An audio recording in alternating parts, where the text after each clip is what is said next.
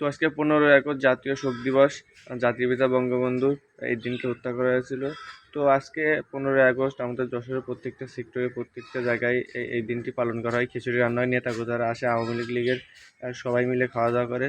তো আমি সকালবেলা ঘুমের থেকে উঠে মাইকের আওয়াজ পাওয়া যায়, শেখ মুজিবের ভাষণ শোনা যায়। তো আমি আজকে গেছিলাম, পুরোটা শহর ঘুরছি। তো এই সকাল সকাল কোনো জায়গায় কোনো আওয়ামী লীগের কোনো মাছিটাও দেখি নাই, কোনো রান্না বাড়া সাইনবোর্ড বলেন প্যান্ডেল বলেন কোনো কিছুই নাই। তো এটা দেখে খুব ভালো লাগতেছে। তো আমাদের ছাত্রদের আপনার শোক দিবস ওই দিনই হবে যেদিন আবসিত ভাই মারা গেছে, মুগ্ধোপাধ্যায় মারা গেছে, আমাদের শহীদ করা হয়েছে ভাইদের। আর সেদিনকে হচ্ছে আমাদের জাতীয় শোক দিবস হবে। তো সেদিন আমরা আওয়ামী লীগ নেতাদের মতো খাওয়ার দাওয়ানে মানামানি করবো না, খিচুড়ি বোনা করবো না।